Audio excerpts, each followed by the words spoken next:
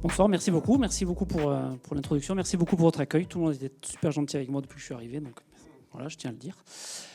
Merci à vous pour consacrer votre soirée pour la passer avec moi. Donc j'espère que je vais être à la hauteur, que vous rentrerez chez vous content. Alors, je crois que j'ai que 3 quarts d'heure, c'est ça, pour pas trop déborder à peu près. Alors, je peux être très bavard parce qu'il y a beaucoup de choses à dire. Je vais essayer d'aller à l'essentiel. S'il y a des choses que vous ne comprenez pas parce que je parle trop vite, parce que je sais que je parle trop vite, ou parce que si je parle un peu chinois, parce qu'avec un peu mon jargon, surtout interrompez-moi. Hein. Le but, c'est que ni que vous endormiez, ni que vous soyez perdu. Et après, donc, on aura une session de questions-réponses. Voilà, j'essaierai de répondre, il n'y a aucun tabou.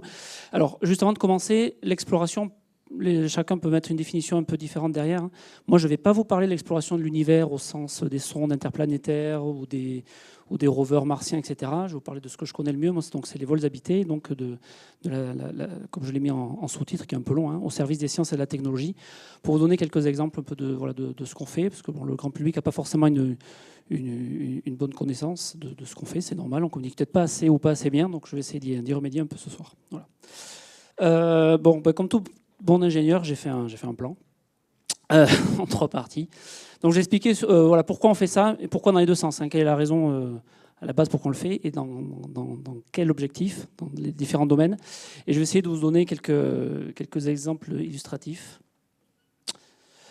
Alors, pourquoi l'impesanteur? Alors, en plus, j'ai fait un truc qu'il faut dérouler à chaque fois. Ça serait bien si le code télécommande revient. Alors, le premier objectif, parce que voilà, le grand public voit peut-être les photos de Thomas Pesquet, voilà, c'est très bien, mais c'est pas pour ça qu'on les envoie. C'est pas du tout pour occuper des gens. C'est parce qu'on a du travail à leur donner. Et ce travail, on l'invente pas. C'est les chercheurs, les scientifiques sur Terre qui ont des besoins d'observation et donc ils nous disent voilà, on aimerait bien pouvoir faire des choses dans un environnement très particulier qu'on ne peut pas reproduire sur Terre, qui est l'impesanteur. Donc le but, c'est de mettre en évidence des phénomènes, qu'ils soient physiques, chimiques, biologiques, physiologiques, qui sont masqués par la pesanteur. Alors, petite parenthèse, hein, on n'est pas en absence de gravité hein, quand on est en orbite, on est en absence de pesanteur. Heureusement qu'il y a la gravité, parce que sinon, vous ne tourneriez pas autour de la Terre. Hein. La Terre, c'est un aimant gravitationnel, si ce n'est pas la gravité, vous fileriez tout droit. Donc la Terre vous retient, donc vous êtes toujours en gravité. La station spatiale est à 400 km d'altitude. À cette altitude-là, il y a 90% de la gravité terrestre. Par contre, vous êtes en chute libre permanente. On vous a donné une vitesse suffisamment grande, horizontalement, qui fait que la station spatiale et tout ce qu'il y a dedans, les astronautes, le matériel, chutent en même temps.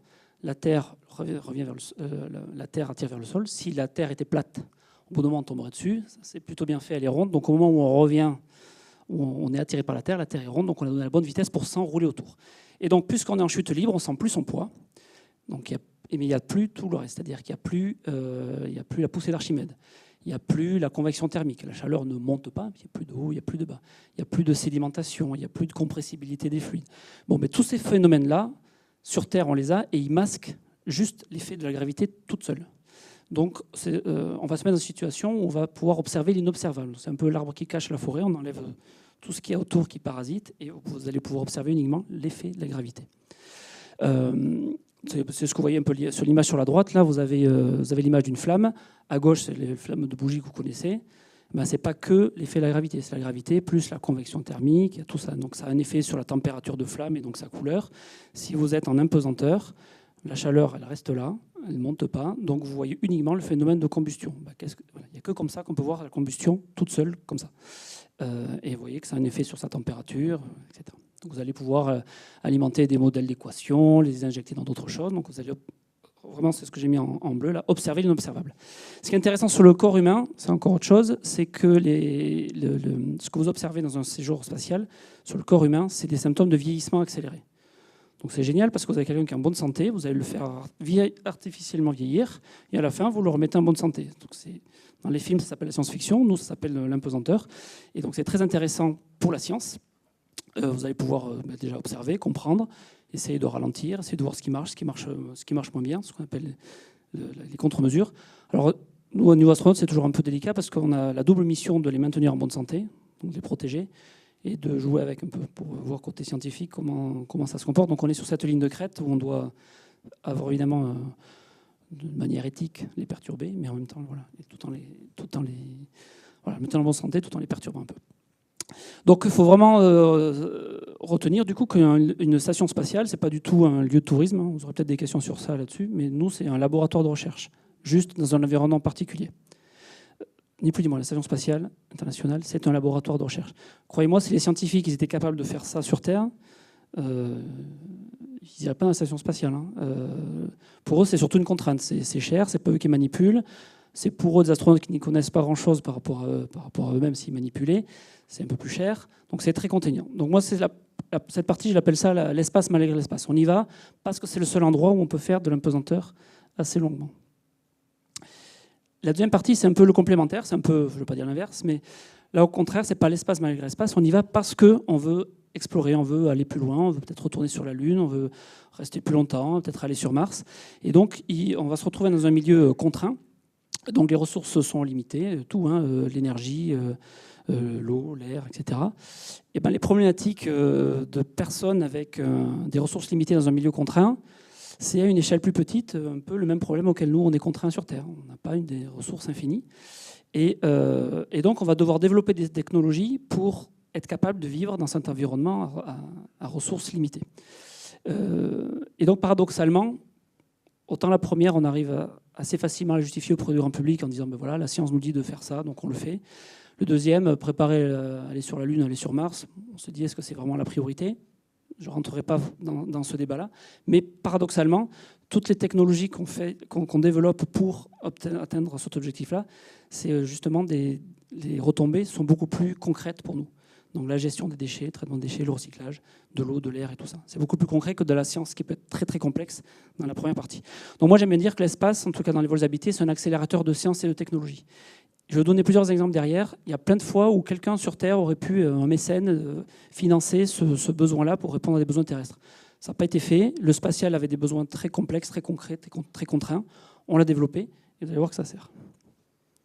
Pas d'espoir pour ma petite télécommande ? Non ? Bon. Alors, donc, c'est un petit peu ce que je vous disais. Les applications, on ne fait pas des choses parce que ça a une application concrète. C'est une question qu'on me pose souvent, et moi j'aime bien répondre parce que je pense que c'est la bonne réponse, que la raison pour laquelle on fait tout ça, c'est pour améliorer la compréhension de phénomènes et améliorer la connaissance. C'est le premier objectif. Un peu comme dans l'astronomie, l'astrophysique, c'est pour aller comprendre, c'est pas forcément pour faire un objet sur Terre qui sert. Mais il se trouve que dans les vols habités, au-delà de cet objectif d'amélioration de la connaissance, ça sert dans plein de domaines variés, et c'est ce que je vais essayer de vous illustrer juste après. Alors juste avant, je vous montre un peu nos laboratoires. Hop. Le premier intermédiaire, alors il y en a d'autres aussi, il y a des tours à chute libre. Là, vous lâchez un objet, comme je vous ai dit, être en orbite, c'est être en chute libre. Donc il y a des tours à chute libre en Allemagne. Le problème, ça se termine généralement pas très très bien, puis ça se crache à la fin, donc on n'y met pas des gens dedans. Et puis c'est des durées très courtes. Vous avez un intermédiaire qui est l'Airbus A310 de Novespace, qui est une des filiales du CNES, qui vole depuis Mérignac à Bordeaux. Et on fait des campagnes scientifiques, il y en a une en ce moment. On fait plusieurs campagnes scientifiques par an. Donc une campagne scientifique, c'est 3 vols. Un vol, c'est 30 paraboles. Et une parabole, c'est 22 secondes. Donc vous allez mettre l'avion sur une trajectoire. Vous allez en fait lancer l'avion exactement comme si vous lanciez un caillou dans l'espace, en l'air. Vous coupez le moteur. Couper le moteur, c'est comme arrêter de pousser avec la main. L'avion continue à monter, mais la seule force la seule force qui s'exerce sur lui, c'est la gravité. Alors, il y a un peu de frottement de l'air aussi. C'est pour ça que c'est pas parfait. Et au bout d'un moment, ça redescend. Donc dès que vous avez coupé le moteur, pendant la fin de la montée et la redescente, donc pendant ces 22 secondes, vous voyez les gens à l'intérieur, tout flotte, les gens, le matériel. Alors comme en plus on a capitonné les fenêtres, on voit pas l'extérieur, donc on voit même pas si on monte ou si on descend. On voit juste qu'on flotte comme un astronaute pendant 22 secondes. Donc des fois ça suffit. Ça, si vous voulez observer des phénomènes physiques très courts, je sais pas moi, la propagation de flammes dans un nuage d'aérosol, c'est aussi simple de le faire parce que dès que vous allumez, ça va être fini 2 secondes après. Alors que le faire dans la station spatiale, ça serait très très contraignant. Vous n'aurez d'ailleurs peut-être pas le droit de le faire. Et puis là, c'est le scientifique qui peut lui-même faire son expérience et entre 2 paraboles, modifier un petit peu les paramètres. Et notre joujou principal, donc, c'est l'ISS, la Station spatiale internationale, que vous avez en photo là, qui a l'avantage d'avoir une meilleure qualité de micropesanteur. Alors je dis micropesanteur et pas impesanteur, parce qu'un pesanteur, comme apesanteur, suivant qu'on est grec ou latin, ça veut dire qu'il n'y a pas du tout de pesanteur. Il y en a toujours une petite résiduelle, donc on n'est jamais parfait. Donc nous, on dit micropesanteur, mais pour dire un pesanteur, c'est pareil. Donc dans l'ISS, à l'altitude de l'ISS, il y a très peu de frottement, donc vous êtes vraiment dans une chute libre, où il y a vraiment pour le coup que la gravité qui vous porte, alors que dans l'avion, un petit peu moins. Donc pour vous donner une idée, C'est du 10-2 dans l'avion, c'est du 10-6, 10-7 dans l'ISS. Donc pour des phénomènes beaucoup plus longs, parce qu'évidemment dans l'avion, sur 22 secondes, vous n'allez pas observer un phénomène d'ostéoporose ou de perte musculaire. Dans la station, vous avez tout le temps. Alors, pourquoi, en 2 mots? Donc, on a plusieurs branches. Les 2 principales, là, que vous allez voir en premier, c'est la science du vivant et après la science des matériaux. Mais la science du vivant, c'est sous toutes ses formes. Il y a tout ce qui est biologie, ça peut être des plantes, ça peut être des petits animaux, ça peut être des bactéries. La physiologie humaine sous toutes ses formes. On fait beaucoup de cardiovasculaire, on fait des neurosciences, on fait plein de choses. Comme je disais, le corps humain il est perturbé. Mais tout est perturbé, le système vestibulaire, le système immunitaire, le système digestif, cardiovasculaire, donc tout ça on regarde. Donc ça mène à la médecine spatiale. L'exobiologie, c'est plutôt tout ce qui est molécules organiques, un peu comment ça se comporte, un peu l'origine de la vie, comment à partir de molécules la vie peut naître. Ça c'est un premier domaine. Deuxième, c'est sciences des matériaux, qui est peut-être un peu moins glamour, c'est-à-dire que c'est pas le vivant, mais c'est quand même les matériaux sous toutes leurs formes, les solides, liquides, on verra les fluides supercritiques un peu après. Je ne vais pas vous faire un cours, je vous rassure, c'est pour donner des exemples. Les plasmas, donc ça a un comportement très différent sur Terre. La physique fondamentale, ça c'est un peu comme l'horloge atomique, mais c'est un peu plus précis que celle de la salle. D'ailleurs, on en lance une dans la station spatiale la semaine prochaine, fin avril. Genre elle dérive d'une seconde tous les je ne sais combien milliards d'années. Voilà, c'est pas la science appliquée, mais voilà, un peu plus fondamentale. Donc ça correspond à peu près ces 3-là correspondent à la première catégorie que je disais tout à l'heure, répondre aux besoins des scientifiques d'aller observer des choses qu'on ne peut pas observer sur Terre. Et là, l'autre catégorie, c'est plutôt pour préparer l'exploration. Je ne sais pas si vous voyez bien le contraste, ce qu'on appelle le support vie. Donc on travaille beaucoup sur la nutrition, être en autonomie, est-ce qu'on peut faire de l'hydroponie pour faire pousser des choses, quels sont les besoins des astronautes, suivant qu'ils soient dans une station spatiale ou sur une base. Les radiations, c'est important, en orbite basse, là, qu'à 100 km, on est bien protégé par ce qu'on appelle les ceintures de Van Allen et le bouclier magnétique de la Terre. Par contre, dès qu'on va en sortir, ça va être beaucoup plus gênant. Donc comment on les mesure, comment on s'en protège. J'ai parlé de tout ce qui est recyclage. Vous savez sûrement que l'eau, par exemple, dans la station spatiale, ils n'ouvrent pas le robinet avec l'eau courante. Donc on amène de temps en temps de l'eau fraîche, mais tout ce qui est urine, transpiration, tout ce que vous voulez, c'est recyclé. Donc là, on fait des progrès aussi à ce niveau-là. Et les déchets, on essaie de fermer la boucle. On n'est pas très très bon encore, mais on y travaille et je vais y revenir. Donc ça, c'est un premier. Alors les exemples, ils sont assez éclectiques. Il n'y a pas de lien entre chaque exemple et le suivant, mais c'est pour vous donner un peu de variété. Dans cette dualité-là de à la fois suivi médical de bonne santé des astronautes et observer ce qui se passe quand on est en situation d'impesanteur pendant un certain temps, ça requiert de faire de l'échographie. L'échographie, pas au sens femme enceinte du terme, au sens de tous les organes qu'on peut regarder. Donc vous avez l'astronaute là, Iko à gauche, là, qui a une sonde sur sa cuisse. Et jusqu'à il n'y a pas longtemps, enfin avant la première mission de Thomas Pesquet, la mission Proxima, il y avait un échographe à bord, et c'était un astronaute qui faisait l'échographie à un autre, sauf qu'aucun de deux n'était nécessairement médecin, encore moins spécialiste de l'échographie. Ils avaient eu un entraînement d'une demi-journée 4 mois avant le vol. Bon, et puis entre-temps, les organes en plus n'ont pas trop bougé. Et puis même si vous avez l'organe, je sais pas si vous voyez les images d'échographie, c'est pas très facile de voir ce que c'est. Bon, en clair, c'était pas très bon. Donc on s'est dit, on va faire l'inverse, on va donner cet acte médical, on va le laisser au sol. Donc ce que vous avez, j'ai plus le pointeur du coup. Celui qui est en bas à droite, c'est un médecin, et il a, je me déplace du coup, une espèce de joystick, là. Donc lui, quand il va bouger ça, vous avez la tête de la sonde ici, qui est robotisée, qui va bouger en orientation, en rotation et en tilt. Donc l'astronaute, en fait, il met juste la sonde. Merci, ça marche ? Ok. Il met juste la sonde à l'endroit à peu près, et c'est le médecin qui fait ça c'est notre centre de contrôle à Toulouse, qui fait tranquillement son examen médical. Bon, ça s'appelle de la télémédecine. Et pour info, entre le moment où il donne un petit coup de joystick, le moment où la sonde bouge sa tête, renvoie l'image et lui, il la voit au sol, c'est moins d'1 seconde. Donc c'est tout à fait pilotable. C'est un des premiers exemples où ça n'existait pas. Et maintenant, ça existe dans des déserts médicaux, c'est utilisé en Guyane, c'est utilisé au Canada. N'importe qui aurait pu le développer, le financer avant. C'est parce qu'on avait un besoin pour le spatial qu'on l'a fait. Donc ça a permis de développer. C'est une ligne de plus dans le catalogue des échographistes maintenant. Alors, je vais tenter si ça remarche. Oui, ça marche. Ah ouais, mais c'est pile le moment où je dois lancer le film là-dessus. Bon, en tout cas, ça marche, ça, pour me décaler là-dessus. Donc, je vous ai dit qu'on avait rendu l'acte médical, on l'avait lancé au sol. Donc, ce fameux délai d'1 seconde, c'est très bien tant qu'on est en orbite basse. Quand on va être sur la Lune ou sur Mars, si vous donnez un coup de joystick et vous attendez 5 minutes avant de voir son effet, ça va être impossible de faire cette échographie. Donc, entre-temps, on s'est dit, bon, voilà, c'est l'astronaute qui va le faire. Mais on va lui donner les moyens de le faire et de le faire bien. Donc, on va utiliser la réalité augmentée et un peu d'intelligence artificielle pour l'aider dans cet acte médical. Alors, avant de lancer la vidéo, je vais vous expliquer le principe. Vous allez d'abord scanner l'astronaute au sol pour localiser où sont ses organes, parce que chacun, on les a d'une certaine taille, d'une certaine forme, à un certain endroit. Bon, voilà, comme ça, vous avez cartographié, et le logiciel, il a en tête exactement où ils sont, et donc il va vous afficher ce qu'on appelle la fenêtre acoustique, c'est-à-dire l'endroit où il faut mettre la sonde pour retrouver l'organe que vous cherchez. Là, alors, jusque-là, c'est bon. Ensuite, et c'est là où on n'est pas encore très très bon, parce qu'on n'a pas encore assez de données, c'est que quand vous êtes en micropesanteur, vos organes ils vont un peu bouger. Donc, c'est ce qu'on appelle en anglais l'organe shift. On essaie de le modéliser pour, à partir de cette position théorique de l'organe, dire, bon, ben, pour toi, ton cœur il va être un peu plus en haut à droite, voilà, donc il devrait être là. Et donc, vous allez afficher à l'astronaute qui va faire l'échographie sur vous, dans un casque de réalité virtuelle ou sur une tablette, là où devrait se trouver l'organe, et vous allez lui dire, ben, mets la sonde là, et ben, presque les yeux fermés.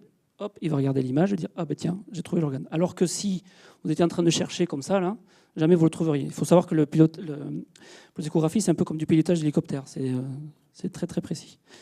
Alors il faut me croire, parce que moi, on m'avait donné 10 minutes pour faire une échographie, trouver 10 organes, genre la vésicule biliaire, la veine cave, la veine porte. Je sais à peine où c'était, pour pas dire pas du tout, et je les ai trouvés en 10 minutes. Donc tout le monde peut le faire. Alors je lance la petite vidéo, je vais aller... Pas tout de suite, parce que le début n'est pas intéressant. Elle ne dure pas longtemps, hein, à condition que ça marche. Alors, j'essaie de vous la commenter en direct. Donc là, voilà, c'est au sol. Donc, alors, il y a un QR code là, qui est masqué parce qu'il a été reconnu un peu comme celui-là. Donc, ça, c'est le médecin qui va le faire. Il va scanner l'organe. Donc là, la carotide. Et pour lui, elle est à tel endroit. Et là, on s'imagine qu'on est à la station spatiale. On choisit, voilà, je vais chercher la carotide. Il me dit, prends telle sonde, parce qu'il y en a plein, différentes. Et ben, ça, c'est la cible. Donc, vous allez bouger votre sonde qui a les boules bleues là, accrochées virtuellement à la sonde. Il va falloir mettre les boules bleues dans les cubes orange. Et quand ça devient vert, plouc, vous avez trouvé l'organe. Alors, la partie colorée, c'est l'intelligence artificielle qui fait de la reconnaissance automatique d'organes. Donc il va tout de suite, comme vous allez être au bon endroit, il va dire, ah ben tiens, ça c'est la carotide, donc je mesure le diamètre, le débit, tout ce que... Donc donc en gros, on transforme l'acte médical en jeu vidéo, hein, pour faire simple, là. Et après, bon, donc le diagnostic après va être fait par un médecin, mais au moins l'acte médical va être fait comme ça. Juste pour l'anecdote, quand notre échographe était en train de faire du machine learning, on parlait tout à l'heure à table de tout ça, c'était en mars 2020, juste avant le Covid, si je ne me trompe pas d'année. Et donc, notre échographe était à l'hôpital de Rangueil, à Toulouse, pour essayer de reconnaître un poumon d'un foie, de distinguer tout ça, et donc apprendre à reconnaître les organes. Et il se trouve que la signature infectieuse du Covid, elle est très particulière par rapport aux autres infections pulmonaires. Et donc, notre échographe qui était dans l'hôpital, pas du tout pour aider l'hôpital, mais plus pour apprendre à reconnaître des choses. Et comme c'est un petit échographe, alors je ne sais pas si vous l'avez vu avant, je vais tenter de revenir. C'est ça l'échographe. C'est juste on dirait un jeu d'éveil d'enfant, là, mais c'est un petit échographe, comme un petit laptop. C'est un échographe de couloir par rapport à ce que vous avez dans les hôpitaux qui sont des gros bousins. Donc notre échographe de couloir, même s'il n'était pas là pour ça, il a servi à faire l'aiguillage des patients entre Covid, pas Covid. Et ça fait gagner un temps fou à l'hôpital de Rangueil. Mais on était là au bon endroit au bon moment, un peu par hasard. Mais ça donne un peu le genre d'applications qui ne sont pas prévues et qu'on découvre au fil de l'eau. Autre exemple qui n'a rien à voir, donc là on va parler de lévitation acoustique. Alors je ne sais pas si vous voyez la petite bille bleue là. Donc ce qui ressemble à un pommeau de douche un peu chromé là, c'est ce qu'on appelle une pince acoustique. Alors pince virtuelle parce qu'elle génère un faisceau d'ultrasons, évidemment qu'on ne voit pas, qui sont façonnés à avoir une sorte de piège au foyer là. C'est-à-dire que si vous mettez un petit objet, il est pris, mais comme s'il était pris dans du béton armé. Sauf que voilà, c'est la force d'ultrason, c'est pas non plus ultra fort. C'est-à-dire qu'au sol, en gros, à part soulever une bille de polystyrène, on ne peut pas faire grand-chose parce que là, pour le coup, le poids va être prédominant. Ben là, il n'y a rien. Et donc, Thomas place la petite bille. Après, alors j'ai pas la vidéo, mais s'il secoue comme ça, ben, la bille, elle suit en face. Alors, c'était au moment du Covid aussi, on appelait ça la manip qui respecte les gestes barrières, parce que du coup, on ne touchait pas. Bon, Bon, ça c'était le premier objectif, c'était de vérifier le principe physique. On était capable de soulever, de déplacer à distance, sans contact, des petits objets. Et dans les applications qu'on peut avoir, ça peut être soit un outil pour l'astronaute parce qu'il doit déplacer un petit objet qu'il ne doit pas contaminer ou dont il veut se protéger. Ça peut être un produit toxique ou un échantillon biologique de sang qu'on ne veut pas abîmer. Ça peut être aussi un outil d'étude scientifique, c'est-à-dire que vous allez peut-être mobiliser une goutte et puis la faire évaporer et puis voir comment l'évaporation se passe, un peu comme je disais tout à l'heure, hein, sans convection thermique, sans ceci, mais vous allez pouvoir immobiliser. Et dans les applications médicales qui ont été envisagées, alors ça peut être un peu technique, mais enfin, la première pas tant que ça, c'est d'être capable, par exemple, d'expulser de manière non évasive des calculs rénaux. C'est-à-dire que vous pouvez quelque part, depuis l'extérieur, le piéger dans ce champ acoustique et le tirer vers la sortie. C'est mieux d'avoir fait éclater avec un laser avant, mais voilà un petit morceau. Et sinon, dans les nanotechnologies, maintenant, il y a des nanoparticules médicamenteuses qui sont qui sont encapsulées dans des petites bulles.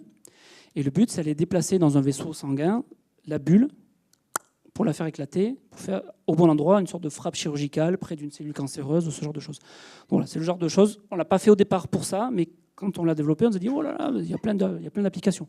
Parce qu'une petite bille qui flotte là en apesanteur, c'est un peu comme un calcul rénal dans un vaisseau sanguin ou une bulle. Je ne sais pas commenter à chaque fois les patchs, mais nous on aime bien faire des patchs de mission. Chaque fois qu'on a une expérience, ça s'appelait Télémac, c'était pour Telemanipulation Quest, et avec nos partenaires. C'était pour la mission alpha de Thomas Pesquet. Alors, les fameux fluides supercritiques. Alors, ce machin-là, alors ça c'est moi si vous reconnaissez, cette machine-là, ça s'appelle Déclic, c'est dans la station depuis 2009, et ça étudie, entre autres, c'est plein de choses, mais ça étudie les fluides supercritiques, très simple, c'est très haute pression, très haute température. Cocotte minute si vous voulez, genre 400 degrés, 200 bars, donc ça envoie quand même. Et donc c'est pour étudier ces fluides-là qui sont difficiles à étudier sur Terre parce qu'encore une fois, le haut du fluide appuie sur le bas, vous n'avez pas un liquide homogène, c'est compliqué. Donc nous on a un petit dé à coudre là-haut, qui en volume, hein, c'est pas très gros, à l'intérieur de ce gros bousin, pour étudier ces fluides, et donc ses propriétés, etc. Et donc les scientifiques ont découvert que ça avait la propriété de dégrader la matière organique sans dégagement de NOx, d'oxyde d'azote. Donc c'est ce qu'on appelle la combustion propre. Donc on peut faire des flammes hydrothermales, détruire la matière organique, et donc ça s'appelle du traitement des déchets propres. Donc cet objet-là, tel qu'on l'a nous, c'est juste un outil d'étude scientifique. C'est pas du tout un outil opérationnel encore. C'est pour encore une fois comprendre les fluides supercritiques. Mais Hollywood ayant toujours un petit peu d'avance, c'est pour ça que pour ceux qui se demandaient pourquoi j'ai mis Ensemble sur Terre, c'est parce que dans le film Seul sur Mars, ils l'utilisent. Vous voyez, c'est exactement la même chose. Mais eux, ils l'utilisent non pas comme outil d'étude scientifique, mais comme usine de traitement de déchets. Voilà. Et entre les deux, vous avez Thomas qui l'a installé pour de vrai dans l'ISS. Voilà. Presque sur l'ISS. Et donc j'ai un petit extrait de film. Je rappuie sur Play. Hop. Il n'est pas long non plus. Mais pour ceux qui ont vu le film avec Matt Damon, voilà, vous l'avez là, on l'a vu subrepticement, ici.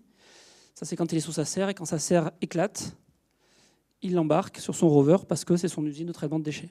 Donc lui, il met ses déchets organiques dedans. Ça fait ce que ça doit faire.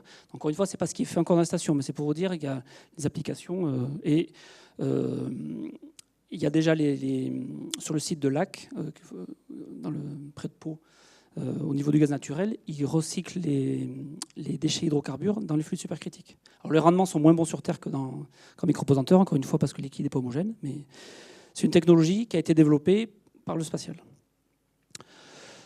Puisqu'on est un peu dans le recyclage, ça peut paraître anecdotique, mais alors tout ce qu'on embarque dans la station est empaqueté dans ce qu'on appelle vulgairement une trousse. Alors c'est plusieurs exemples. Au départ, c'est des trucs un peu comme ça, là. Le but de la trousse, c'est de protéger l'expérience des vibrations, notamment au lancement, pour pas qu'elle soit détruite pendant les 10 minutes de lancement, et que tant qu'à faire, quand ça arrive dans la station, que ça fonctionne et qu'on n'a pas toutes les vis qui soient dévissées, les optiques qui est cassées, etc. Donc on enveloppe ça dans de la mousse, ça s'appelle du plastazote, qui n'est pas super écolo, c'est un produit carboné. Et puis une fois que ça sert pendant les 10 minutes de lancement, et puis après c'est un déchet.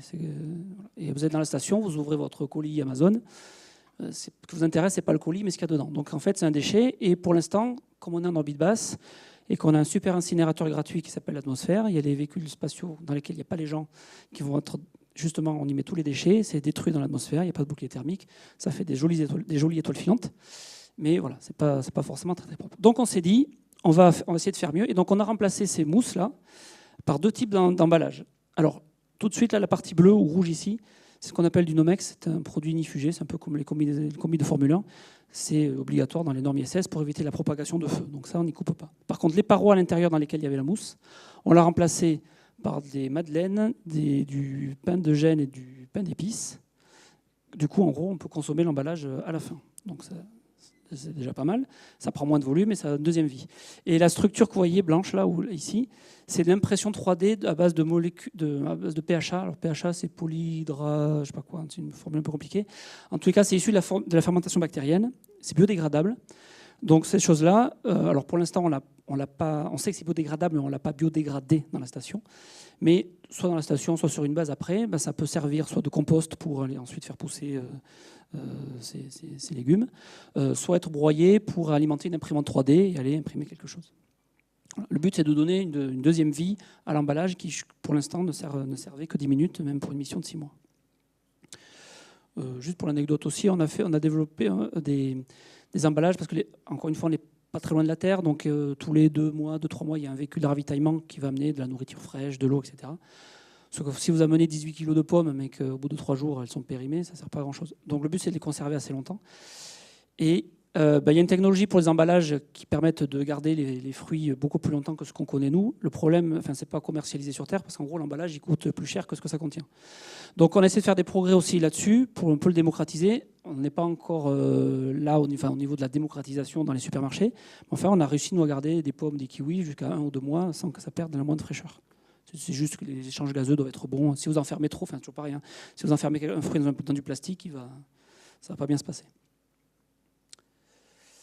J'ai 2 autres exemples, toujours un peu en lien avec le premier avec le recyclage. Donc je dis l'eau est recyclée sous toutes ses formes, comme me disent les astronautes, le café d'aujourd'hui prépare le café de demain. Donc avant de boire l'eau du café de la veille, vous allez vous assurer quand même que l'eau est potable. Et donc là on a travaillé avec Biomérieux pour être capable de mesurer de manière rapide et fiable la qualité de l'eau. Avant, c'était des systèmes qui prenaient 24 heures pour mesurer, c'était pas très fiable. Là, en 1 heure, ça vous donne le résultat. Et pour info, ça avait servi, ça aussi, on l'avait développé pour la mission Proxima de Thomas en 2016-2017. Et ça a servi dans un tremblement de terre qu'il y a eu à Haïti, juste après, parce que si on est toujours pareil, si on est capable à la population de dire cette eau-là, tu peux la boire, celle-là, par contre, non, ça évite de rajouter une crise sanitaire à une crise déjà naturelle, on va dire. On travaille pas mal aussi dans les domaines de la biocontamination. Alors ces petits portoirs là, on les installe pendant 6 mois dans l'ISS, on en est à la 4e version. Chaque petite fenêtre là, c'est un matériau différent avec une structure différente. Et le but, c'est de trouver le matériau et la structure qui empêchent les bactéries de s'accrocher et de proliférer derrière un biofilm. C'est ce qu'une bactérie a tendance à faire. Le besoin pour la station, il est assez évident, c'est qu'on envoie des astronautes, non pas pour faire le ménage, mais pour faire des expériences scientifiques. Donc plus la station est propre, moins ils font de ménage, plus ils font de science. Donc on voudrait trouver des parois, entre guillemets, insalissables, qui résistent à la corrosion bactérienne. Donc là, on s'est fait ça avec l'ENS de Lyon. Et ça, on va encore en monter une dans la mission de Sophie Adenau en début 2026. Sophie Adenau étant la nouvelle astronaute française. Oui, voilà. Et donc, c'est un besoin spatial, besoin de station spatiale, besoin d'une base. Mais nous, sur Terre, est-ce qu'on ne pourrait pas utiliser ça sur toutes les poignées de porte dans les lieux publics, les barres de métro, les cuvettes de toilettes, tout ce que vous voulez en termes d'hygiène publique, de santé publique? C'est un progrès qu'on est en train de faire, encore une fois, parce que le spatial l'a demandé. N'importe qui aurait pu se pencher sur le problème avant. On l'aura un peu accéléré.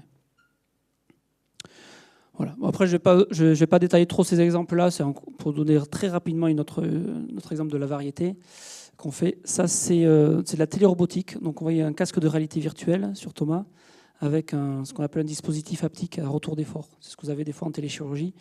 Quand vous avez le médecin qui touche pas le patient, mais qui touche ce bras-là, ça vous donne la résistance, vous êtes la butée, vous voyez si vous tapez un os ou si vous traversez un muscle, etc. Donc c'est être capable de piloter. On peut imaginer qu'on est dans une station spatiale et qu'on a un rover à piloter sur la Lune. Et quand on ne sent plus le poids de ses bras, sa force, etc., quels sont les mécanismes un peu de pilotage du cerveau qu'on met en place, la coordination main-œil qu'on met. Voilà, ça s'appelle la télérobotique.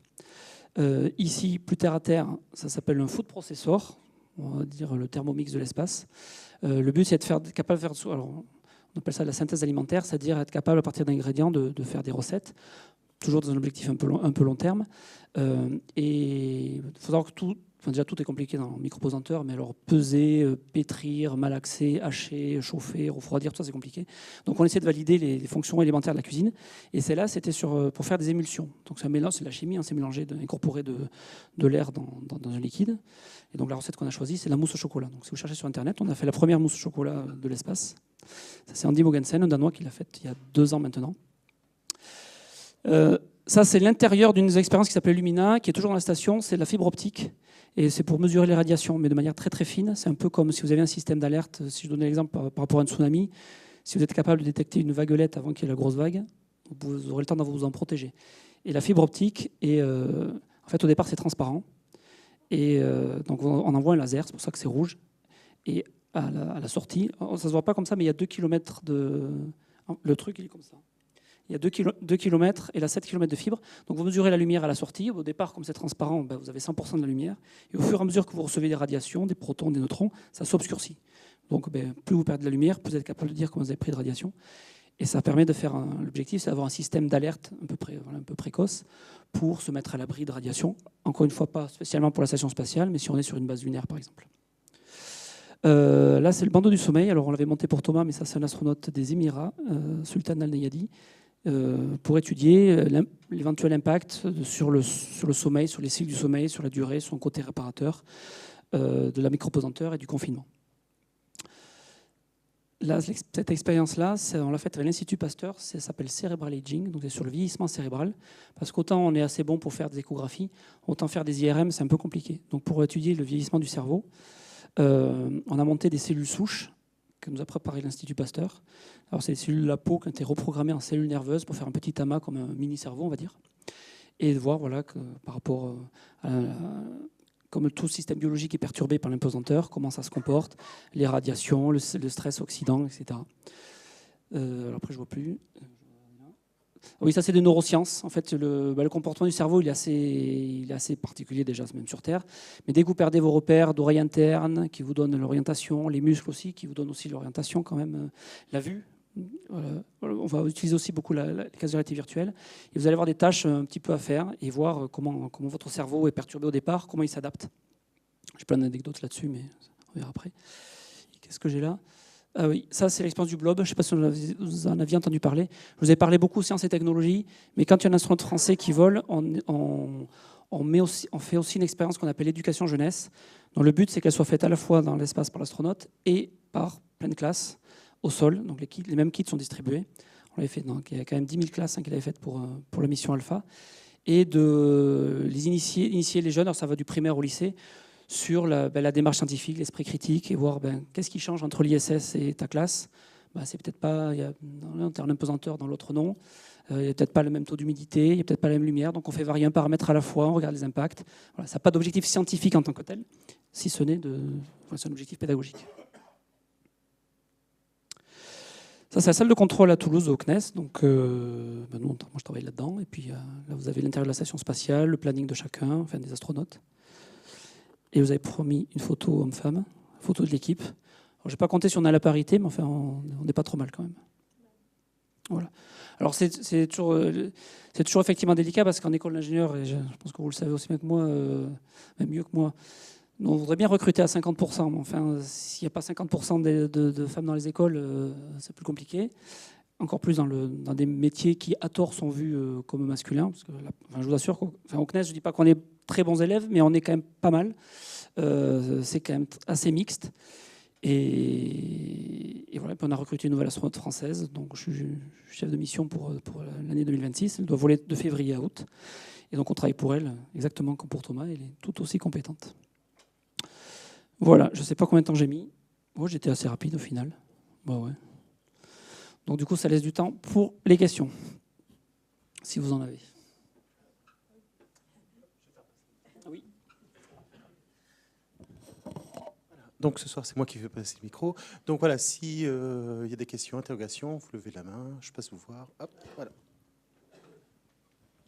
Bonjour, j'ai deux petites questions. La première, c'est que ça m'intéresse de savoir dans la station spatiale de l'eau, comment ça se stocke, le stockage de l'eau potable. En fait, donc il y a de l'eau fraîche qui est emmenée tous les 2-3 mois, et donc il y a tout un circuit déjà de récupération de l'humidité de l'air, des urines, etc. Il y a le système de traitement derrière, et après c'est stocké dans vous avez comme des bidons, entre guillemets, des réservoirs.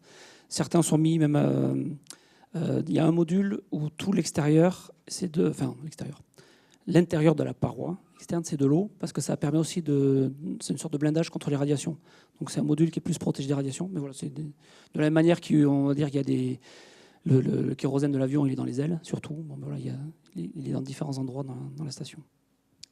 Merci. La deuxième question, c'est que moi, on travaille dans le secteur sciences des matériaux. Est-ce que vous avez des sujets liés à la croissance les cristallins, par exemple le super-alliage dans l'espace? Oui, alors il y a plein d'expériences effectivement sur les alliages. Nous, on a travaillé sur une expérience, ça ne va pas répondre directement à votre question, mais c'est un peu le genre de choses. C'est pour des questions de métallurgie, sur ce qu'on appelle la solidification dirigée d'alliages transparents.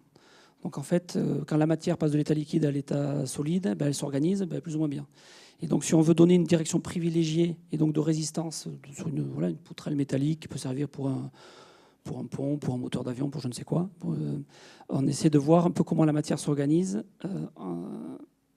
On fait de la spectroscopie et on l'a fait, alors ça s'appelle du succinonitrile, parce qu'il faut que ça soit transparent pour qu'on arrive à le voir. Donc c'est un métal un peu particulier.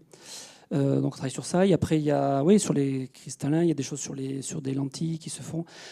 Nous, il faut bien savoir qu'on n'est pas une usine, c'est pas une usine de production. C'est vraiment, comme je l'ai dit, un laboratoire de recherche. Donc il y a beaucoup d'équipes internationales qui travaillent sur ces sujets-là. Donc clairement, sur les alliages, j'ai pas donné l'exemple de la vinaigrette qui se ferait très bien là-haut, beaucoup mieux sur Terre parce qu'il n'y a pas la séparation des phases. Pour les alliages, on arrive à faire des choses qu'on n'arrive effectivement pas du tout à faire sur Terre et donc à découvrir des propriétés qu'on ne peut pas observer. Super, merci.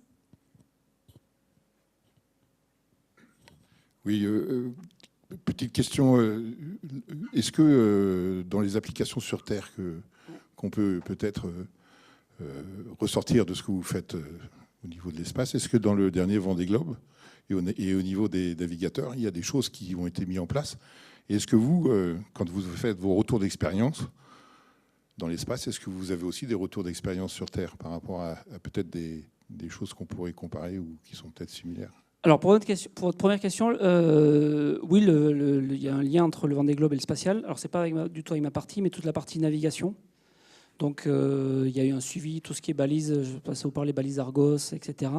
Ça c'est dans le domaine de, je ne sais pas si c'était vers ça votre question, mais en tous les cas, alors il y a plein de choses. Mais déjà je vais m'éloigner un peu du Vendée Globe, mais tout ce qui est suivi d'oiseaux migrateurs, de tortues sous-marines, etc. Le spatial, avec sa couverture globale, répétitive, etc., permet de suivre des mouvements de partout, donc sur les espèces animales, comme je disais, sur les navigateurs, sur les recherches, les secours en montagne, dans les déserts, etc. Donc ça le spatial joue un rôle là-dessus. Sur la nutrition, oui, parce que... alors, je n'ai pas trop parlé de nutrition, mais il y a aussi la nutrition un peu à l'ancienne, tout ce qui est lyophilisé, déshydraté. Ça sert aussi justement sur les courses de longue durée. Donc, toujours pareil, on pousse le curseur en termes de conservation, en termes de bactériologie pour éviter il y a des normes dans l'ISS qui sont draconiennes, même par rapport au Vendée Globe, qui s'assurent que ce qu'on embarque à un moment donné sera bon 3 mois plus tard. Donc oui, alors je ne connais pas tout là-dessus, mais il y a effectivement beaucoup de corrélations à ce niveau-là. Après, c'était sur le retour d'expérience, plutôt de comment ce qu'on observe sur Terre peut servir au spatial, ou un peu l'inverse? Alors ça marche. Ça marche un peu dans les deux sens. Je parlais par exemple santé. On travaille beaucoup avec la PHP, l'hôpital du futur de la PHP à Paris, qui injecte beaucoup de robotique, beaucoup d'IA, etc., pour être capable de faire de la chirurgie un peu autonome. Nous, ça nous intéresse pour une base lunaire, par exemple. Donc on n'a pas besoin de réinventer l'eau chaude. S'il y a des choses qui se font, on va rajouter, nous, les contraintes. Donc on a beaucoup d'acteurs non spatiaux qu'on va faire venir sur le spatial. Donc on peut réinjecter des choses là-dedans. Et nous, inversement, avec ce qu'on a observé, on peut donc c'est une boucle, c'est un cercle assez vertueux. Il y a sur la robotique, on travaille avec Michelin pour des rovers. Voilà, il y a plein de choses, de synergies qui se font là.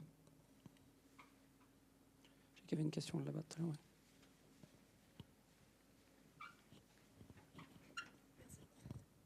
Ouais. Comment vous définissez les missions? Est-ce qu'il y a un ordre de priorité pour Alors, ouais, il y a plusieurs éléments de réponse.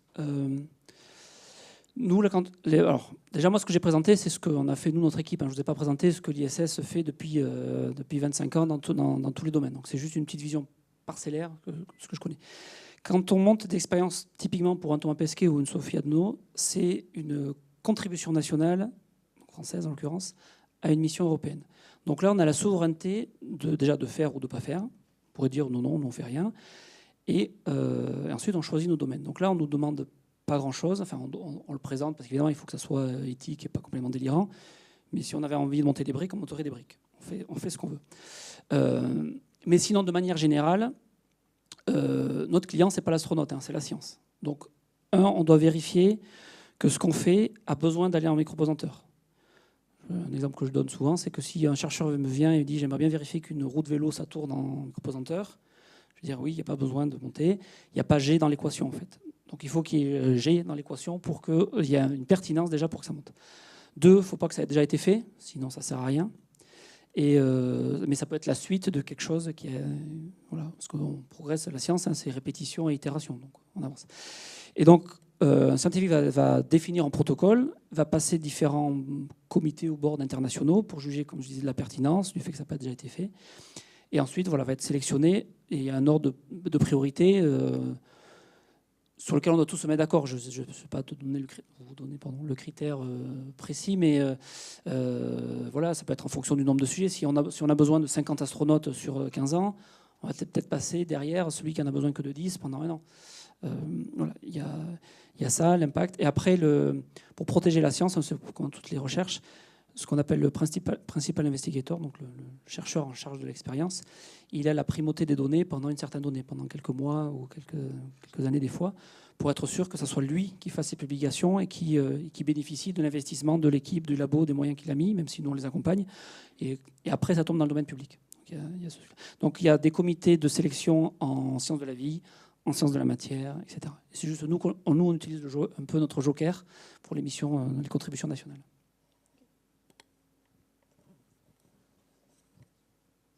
J'en profite. Ouais. On voit quand même que ça fait des millions d'années que la Terre, elle essaye de nous dire qu'on est bien où on est, Ouais. Et qu'on a l'air d'avoir besoin de pas mal de choses pour se protéger du milieu de l'espace.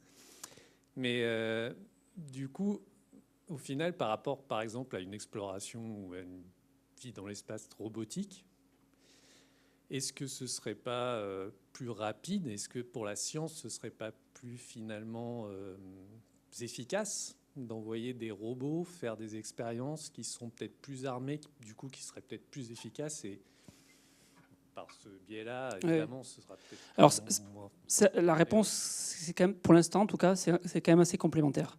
Parce que là où c'est vrai, c'est par exemple, on envoie plein de rovers sur Mars. Bon, déjà parce qu'on n'est pas encore capable d'envoyer des hommes.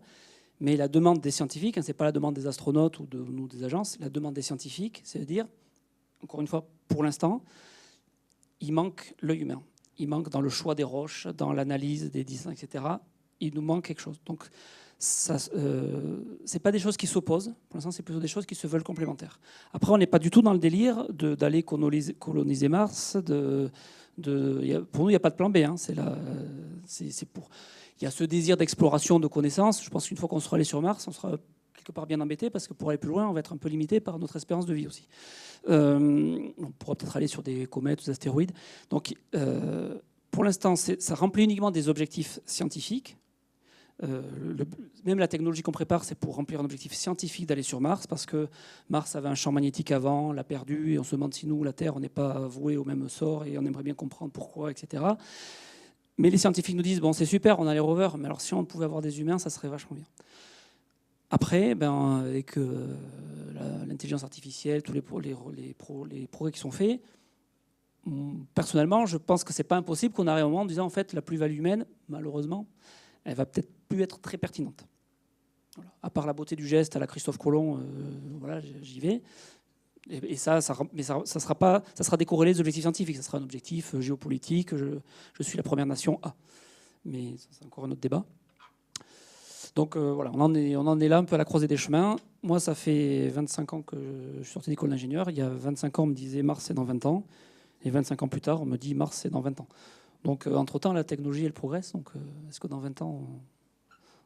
Alors, et pour compléter ma question, on est en train de préparer le post-ISS. Pour l'instant, l'ISS, elle est prévue, a priori, on vise une fin vers fin 2030. Alors non pas qu'il n'y a plus de besoin, c'est plutôt pour passer d'un modèle 100% institutionnel, étatique, à un modèle semi-privé, semi-public. Et ben, il y a plein de projets de station spatiale qui se créent. Je ne sais pas qui ira au bout, mais il y en a qui sont entièrement robotiques. Tout ce qui est pour faire de la biopharma, de la cosmétique, etc., ben, ils estiment, et là je pense qu'ils ont raison, parce que dès qu'on met quelqu'un dedans, c'est beaucoup plus contraignant. Enfin, les normes, ça fait un facteur x10, donc c'est aussi plus cher. Donc il y aura des stations 100% robotiques qui rempliront bien leur job. Par contre, ben voilà, si on veut faire les sciences de la vie, voilà, on sera bien obligé de...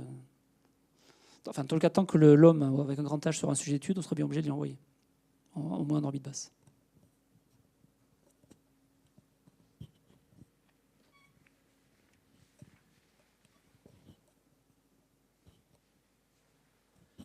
Oui, bonjour. Vous nous avez parlé des applications en IA concernant la télémédecine. Est-ce que vous avez des applications, enfin des sujets de recherche ouverts ou en perspective justement par rapport au machine learning, mais sur d'autres types d'applications? Alors sûrement oui, je ne les connais pas tous, mais il y en a quand même beaucoup liés à la santé. Pour tout ce qui est diagnostic, on en parlait, de détection de tumeurs, etc. Enfin, c'est en fait un peu les mêmes problématiques que sur Terre. Donc oui, des appels, on appelle ça des AO là, appels d'opportunité pour la recherche, ou des APR, appels de proposition de recherche dans les domaines de l'IA, il y en a plein. Au niveau de si c'est une question intéressée, au niveau à l'Agence spatiale européenne, il y en a pas mal. Le CNES en fait des APR aussi, c'est plutôt à l'automne que ces propositions-là qui sont faites. Donc ouais.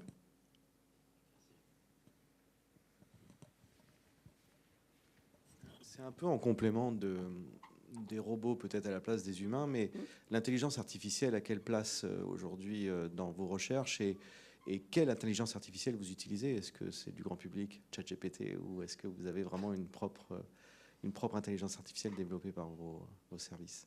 Oui, enfin, on n'utilise pas ChatGPT pour les missions spatiales. Ça reste assez naissant, en fait. Déjà, notre objectif, c'est d'être, comme devrait l'être l'IA sur Terre, plus efficace, plus rapide. C'est l'objectif. Et là où, justement, l'IA pour la détection d'organes est meilleure, en tout cas, que les astronautes non médecins, ce qui est assez logique, on y va. Donc mais par contre, c'est un réseau de neurones qui a été développé au CNES. C'est un outil développé maison, breveté. Voilà, on pourrait imaginer des outils existants pour faire un peu la manière préliminaire, quoi, pour essayer de voir un peu l'intérêt, jusqu'où on peut aller, ce qu'on peut utiliser. Mais après, on développe nos propres outils. Mais je ne suis pas un spécialiste d'IA, hein. Je suis un utilisateur.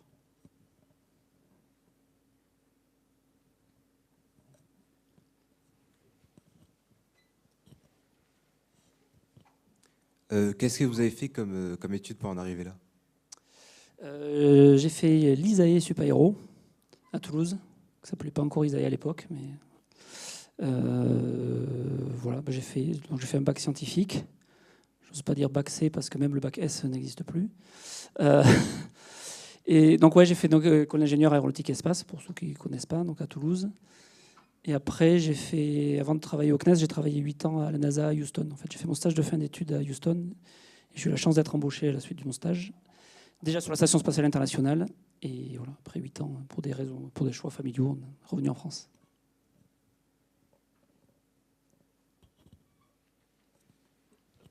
J'arrive. En fait, il faut parler au micro, parce que sinon on n'entend rien. Très bien, merci. Actuellement, enfin, je sais pas, il y avait une petite fuite sur l'ISS. Ça arrive de temps en temps, ça. Ça arrive de temps en temps, c'est normal. Non. c'est une panne, mais non, ça arrive. Il y a plusieurs. Enfin, les deux gros dangers dans toute station spatiale, c'est le feu et la dépressurisation. Le feu, il y en a eu sur la station Mir, ça c'est bien fini, mais c'était rock'n'roll. Et des fuites dans l'ISS, en fait, il y a eu le plus. Je ne sais pas si on a entendu parler, parce que ça avait fait quand même. Dans la presse, on avait beaucoup parlé. Il y avait une dépressurisation lente. Donc, on voyait la pression baisser. Et donc là, il faut. Pour isoler, le but c'est de trouver d'où ça fuit, et donc on isole le compartiment et on regarde si ça continue à fuir ou pas. Et ils ont trouvé que la fuite était dans un Soyouz et c'était un trou à la perceuse.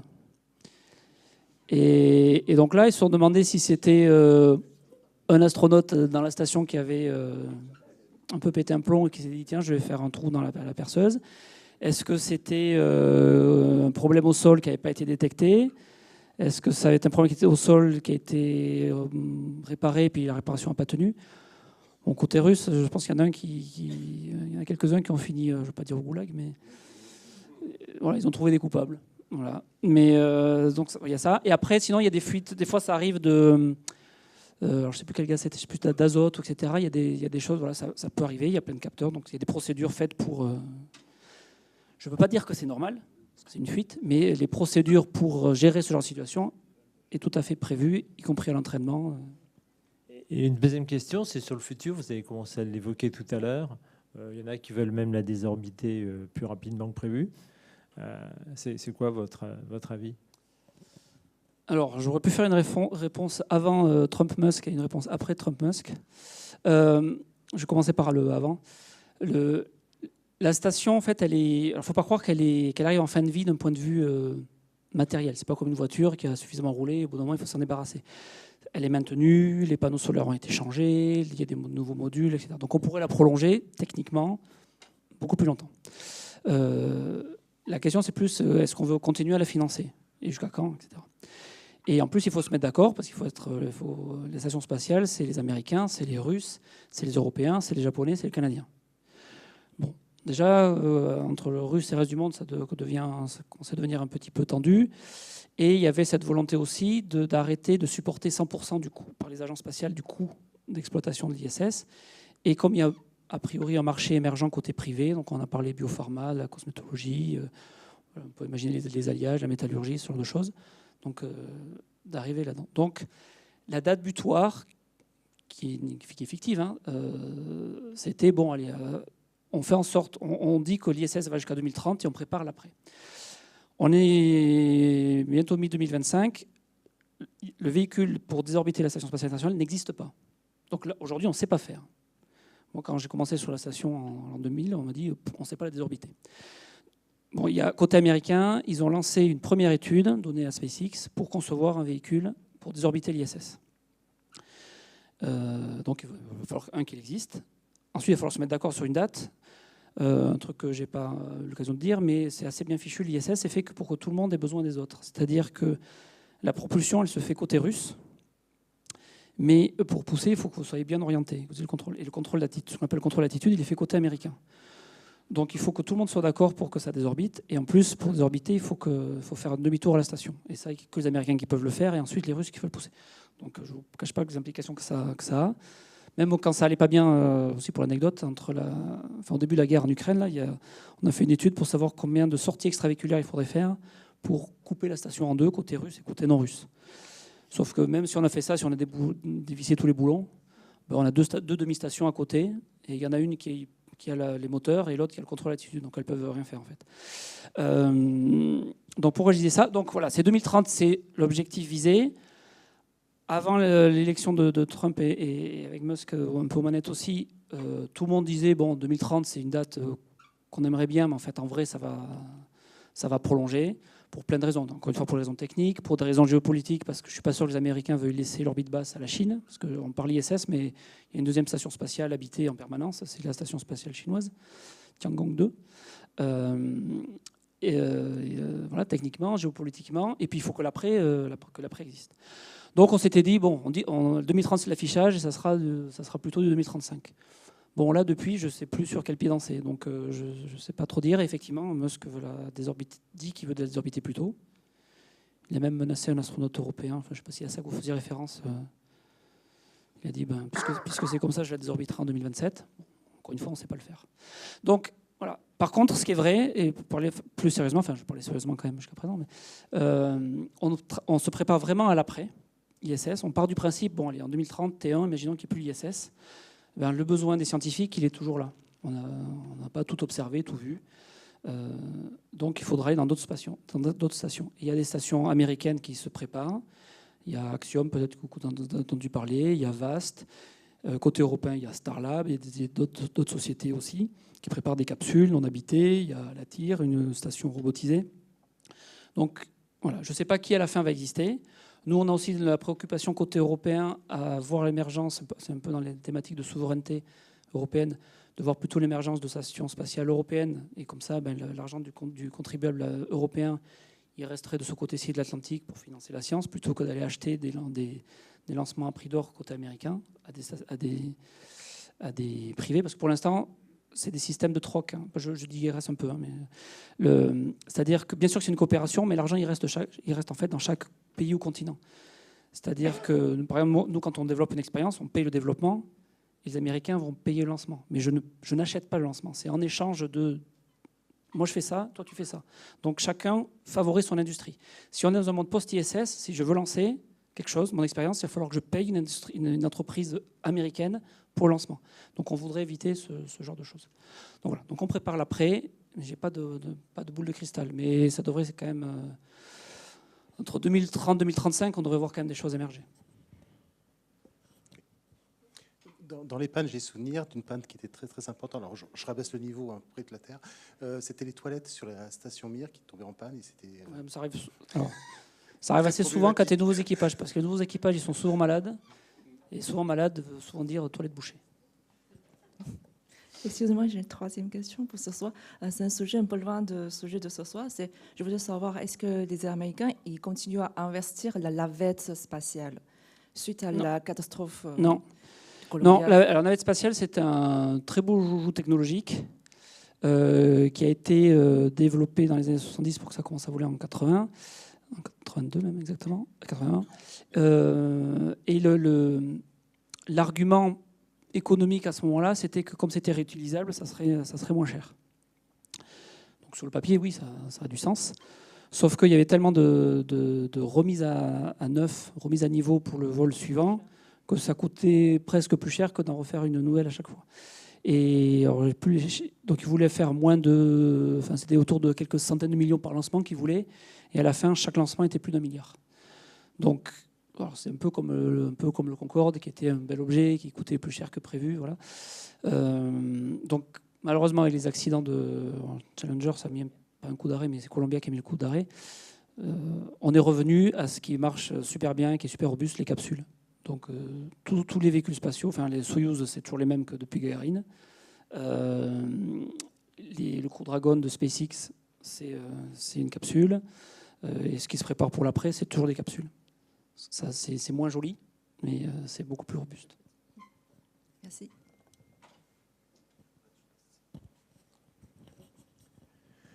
Oui, au sujet des expériences en apesanteur, pour des expériences qui seraient dangereuses à faire dans la station et qui seraient trop longues pour être faites dans un avion, j'avais vu là une expérience qui avait été faite avec un gradient de champ magnétique élevé, où vous avez pu faire léviter une bulle d'eau, une grenouille, tout ça. Est-ce que ça a été poursuivi, ces expériences? Alors, la lévitation, c'est un peu particulier. Alors, pour la matière, ça peut marcher.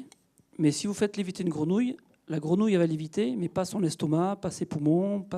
Donc, c'est que l'enveloppe extérieure qui va faire que voilà, vous êtes dedans. Donc, ça peut répondre à certains besoins, mais ce n'est pas l'ensemble du système du vivant qui va y répondre.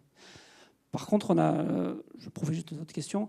J'ai parlé donc tour à chute libre, j'ai parlé station spatiale, j'ai parlé avion. Il y a aussi des fusées sondes. Donc ça fait des vols un peu plus longs que l'avion, mais moins longs que l'ISS. Et il y a surtout intermédiaire des capsules. Alors côté russe, ça s'appelait Photon et Bion. Donc c'est un peu comme des satellites vides dans lesquels on met l'expérience et qui peuvent être plusieurs semaines en orbite. Donc c'est plutôt ça la solution intermédiaire. Et donc là, qui sont pas habités. Nous, on avait une expérience avec des souris dedans. MTB, Mouse to Bion. Ouais, les Russes, on coopère un peu moins bien. Juste une précision, parce qu'il y a un élément qu'on n'a pas bien saisi quelques-uns. L'histoire de la grenouille qui lévite, mais pas ses organes. Ben, les ondes, elles peuvent être... Alors, je vais parler de choses peut-être que je ne connais pas très bien, mais les ondes, elles ne passent pas l'intégralité, enfin, suivant l'enveloppe de la matière vivante ou pas, les ondes ne vont pas forcément tout traverser. Donc, on peut être peut-être capable de soulever un objet parce que, quelque part, je vais donner un autre exemple. Si avec un jet d'eau super fort, je serais capable de faire tenir une grenouille, par contre, la grenouille, elle n'est pas un impesanteur. Elle est juste tenue, quoi. C'est ça que je veux dire. Donc, ça peut être un peu comme ça pour la lévitation magnétique. Et la raison pour laquelle je dis que ça ne va pas tout bien, parce que si c'était le cas, j'aurais aucun chercheur qui me dirait je vais dans l'ISS. Non, mais concrètement, c'est vrai. Une petite parenthèse avant que quelqu'un ait une autre question. Au niveau des contraintes, ce qu'on appelle safety, sécurité, on va dire, dans la station, vous avez, pour vous en citer que quelques-unes, vous avez des normes de bord tranchant. C'est-à-dire que le moindre objet ici sur lequel on prendrait le risque de se couper si on passe trop vite, on l'accepte parce qu'au pire, on va se mettre un pansement, tout va bien. Donc là, vous avez des rayons de courbure sur chaque truc, voilà, coupure de papier typiquement. Voilà, vous avez ça. Vous avez des températures de toucher. Là, si je touche le PC qui est un peu chaud, que ça me fait mal, c'est pas grave. Il y a une norme, ça ne peut pas être plus que tant. Vous avez des normes de matériaux frangibles, donc tout ce qui peut casser, faire des débris de verre, ou etc. Vous avez des normes de, bon, évidemment les produits toxiques, et suivant la pression et la température, vous avez 1, 2, 3 barrières de confinement. Il ne faut pas non plus que ça soit complètement scellé, parce que si vous avez une boîte qui est complètement fermée et que vous avez un début de dépressurisation, ben votre boîte avec de la pression dedans, ça devient une bombe. Parce que, voilà. Vous avez des normes de propagation de feu. Donc c'est pour ça que les trousses que je vous ai montré tout à l'heure, déjà tout le matériel, quand il monte et quand il est stocké, doit être dans ces trousses. Ensuite, tous les 10 cm, il faut mettre du scotch qui empêche la propagation de feu, si jamais ça part.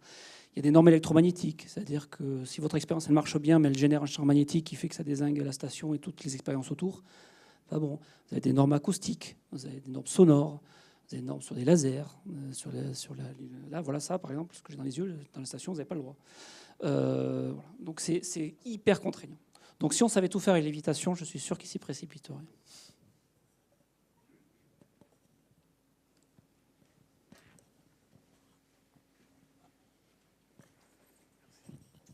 Une question que vous avez évoquée tout à fait au début de diapo, c'est sur le vieillissement prématuré des êtres humains, visiblement. Vous pouvez nous expliquer, est-ce que c'est uniquement musculaire ou ça va au-delà? Non, c'est tout. Alors, j'avais préparé des slides après derrière. Alors, c'est un petit quiz, c'était pour vous réveiller. Je vais aller un peu loin parce que j'ai... Je crois que j'en ai une quelque part. Oh, les deux fois. Ouais, c'est un peu ça. En fait, déjà, donc un séjour moyen dans l'ISS, c'est 6 mois. Et si vous envoyez un astronaute qui a passé 6 mois dans l'ISS, vous le mettez chez un médecin sans dire qu'il est astronaute, il ne va rien comprendre. Parce que tout ce qui est vestibulaire est perturbé, tout ce qui est audition, vision oculaire, système digestif, immunitaire, tout est perturbé. Donc, c'est bizarre. Le premier cardiovasculaire, là, c'est que vous avez le sang surtout dans les jambes. Hein. Enfin, tout ça, c'est dû au fait que nous, on est le fruit de l'évolution de millions d'années d'évolution. Donc, on a le cœur plutôt en haut, parce que justement, son job, c'est de faire remonter le sang des jambes vers le haut et de faire circuler. Parce que, naturellement, le sang, il est plutôt en bas. Dès que vous êtes en pesanteur, si le cœur il fait pareil, tout va monter là-haut. Donc, en fait, on a une répartition plus homogène des fluides. Donc, c'est aussi pour ça qu'ils sont malades, parce qu'ils ont comme des nausées. Puis après, le cœur, il se dit, finalement, j'ai moins besoin autant j'ai besoin de faire circuler, autant de faire remonter, j'ai plus besoin. Donc, il va s'affaiblir. C'est un muscle. Donc, il va un peu fondre, on va perdre des fluides. Donc déjà, rien que le cœur, déjà, il est affaibli. Vous avez les os, là, si vous prenez coupe transversale d'un os, vous avez plein de petites parois. Mais l'ostéoporose, c'est que ces parois, elles se cassent au fur et à mesure. Donc ça, c'est ce qui va nous arriver à tous. Alors, de le vieillissement, j'avais dit qu'il était réversible. Alors c'est vrai pour ça. Pour ça, vous imaginez que les parois qui ont été cassées ne vont pas se refaire. Par contre, celles qui restent, elles vont se réépaissir. Donc vous allez avoir la même densité osseuse après, mais plus la même structure de l'os. Donc c'est réversible avec un petit astérisque à côté. La perte musculaire, là, sur 6 mois, vous perdez à peu près 40% de la perte musculaire. Mais ça, c'est si vous faites rien. Ce que j'ai pas dit, c'est qu'ils font, aussi c'est écrit là, ils font 2h30 d'activité physique par jour. Et le but, c'est pas du tout pour être bien là-haut, parce que justement, on est surdimensionné pour là-haut, on est trop bien. Par contre, aussi, justement, donc le corps va s'affaiblir parce qu'il n'a pas besoin de forcer autant. Par contre, au retour, vous allez être beaucoup trop faible. Donc, il y a trois instruments, on va dire, à bord. Il y a un cyclo-ergomètre, donc un vélo d'appartement, un tapis roulant. Vous êtes sanglé parce que sinon, vous n'allez pas toucher le tapis. C'est celui qui est là. Toc. Et une presse hydraulique. Parce que pareil, si vous avez des haltères, vous pouvez soulever les petits doigts. Donc là, ça force avec pression hydraulique. Bon, il faut faire travailler les membres inférieurs, les membres supérieurs. Mais au niveau cardiovasculaire, pareil, au bout de 6 mois, quand vous partez, vous avez 35 ans, vous revenez, vous avez 60 ans pour vos artères. Mais ça revient vite. Les radiations, ils en prennent un petit peu plus. Bon, là, c'est pas réversible, hein, pour le coup. Perturbation de sens d'équilibre. Je peux vous donner une anecdote, moi, qui m'a toujours fait rire. Je vais essayer de la raconter un peu rapidement. Mais... Alors, c'était à l'époque de la navette spatiale américaine, on en parlait tout à l'heure. Donc, quand je travaillais à Houston, je remarquais que les astronautes, quand ils revenaient sur Terre, ils avaient souvent, comme on dit chez moi, un pet au front, quelques jours après la mission. Et je ne comprenais pas, donc je leur demandais, mais pourquoi Alors, dans l'oreille interne, là, il faut s'imaginer qu'on a comme des otolithes avec des petits cils, des petits poils dessus. Et quand on est donc sur Terre, quand on penche en avant, ces petits poils vont vers l'avant et on le sait. Quand on se penche à l'arrière, ils penchent à l'arrière et ça nous le dit. Et pareil quand on accélère et quand on freine. Un peu comme dans la voiture, dès qu'on freine, on part devant, dès qu'on accélère, on part derrière. Bon. Et les astronautes, quand ils reviennent sur Terre, à un moment donné, ils se brossent les dents. Donc, ils se penchent en avant. Ils se penchent en avant pour cracher. Et donc, les cils à l'intérieur, pour nous, ils vont vers devant. Donc, pour nous, c'est une rotation avant, tout va bien. Sauf que pour eux, dans la station, quand ils penchent en avant, les cils, comme il n'y a pas d'eau, pas de bas, ils ne bougent pas. Donc, ils ne détectent pas la rotation avant. Par contre, quand les cils ils vont devant, c'est quand ils font une translation... Quand ils font une translation arrière, c'est ça. Quand ils poussent, quand ils partent derrière, leurs petits cils, ils font ça, là. Comme nous, si on part en marche arrière en voiture.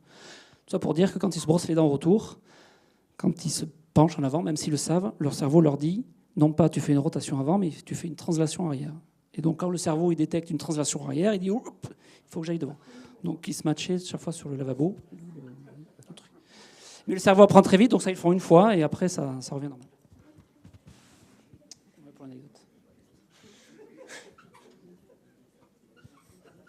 Désolé, j'ai essayé de faire avec les mains, je ne sais pas si c'était clair. Mais... Oui, donc du coup, merci pour cette conférence qui était très intéressante.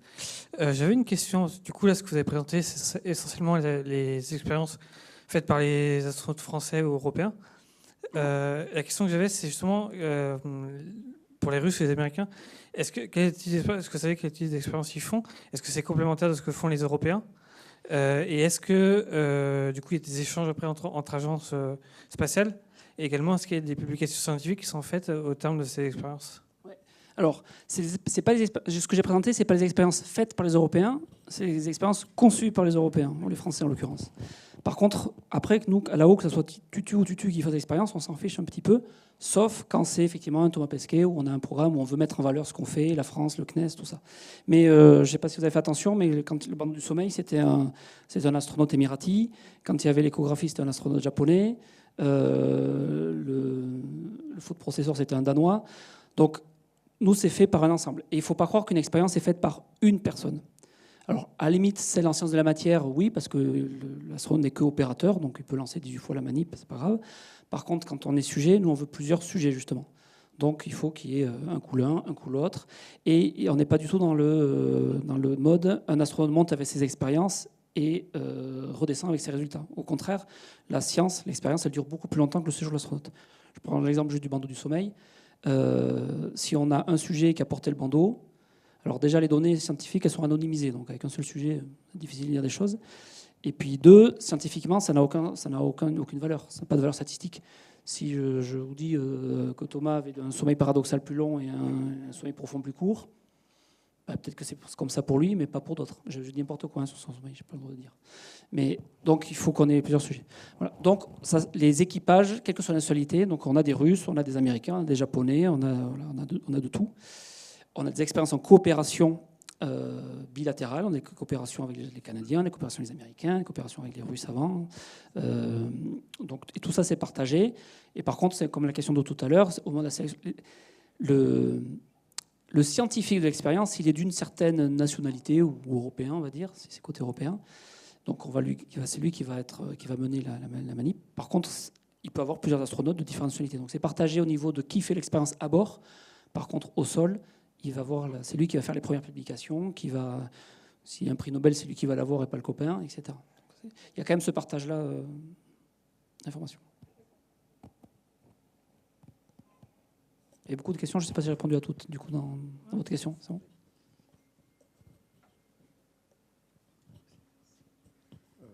Deux questions. En termes de vie... Je vais essayer de donner deux réponses. Voilà. Une qui va être simple, l'autre peut-être un petit peu moins, je ne sais pas. En termes de vie dans la station, donc vous êtes à peu près combien on est à peu près combien dans une station à un instant T ? Ils sont 7. 7 et on Enfin travaille... là, ils sont 11, mais je vais expliquer pourquoi. On travaille comment ? En 2-8, en 3-8 ou c'est travail de la journée ? Non, journée normale. Alors, j'ai pas fait de slide là-dessus, mais très bonne question. Alors, déjà, le nombre, ce qui définit le nombre des astronautes dans la station, c'est qu'il faut être capable de les évacuer tous. Vous aurez peut-être une question après sur Boeing après, là, mais donc au début de la station, il y avait 2 astronautes parce que on était capable d'en évacuer que 2, puis 3, c'est-à-dire qu'il y avait juste le Soyouz, mais justement quand il n'y avait plus une navette spatiale, il n'y avait que le Soyouz qui faisait les allers-retours. Le Soyouz, c'est 3 places. Donc on en met 3, et bien, on ne va pas en amener un deuxième pour mettre 6 personnes à bord, et en disant s'il y a un problème, il n'y en a que 3 qui partiront. Faire un choix. Donc ensuite, la station s'est un peu agrandie, donc il y a eu une deuxième place de parking, un port d'amarrage, donc un deuxième Soyouz, donc c'est passé à 6. Et maintenant, au lieu de 2 Soyouz, c'est à chaque fois un Soyouz et un Crew Dragon de SpaceX qui en contient 4. Donc ils sont 4 plus 3, 7. Après, il y a les rotations d'équipage, et souvent, alors ça dépend de la météo sur Terre, du lancement, mais la logique veut que les remplaçants arrivent avant les remplacés.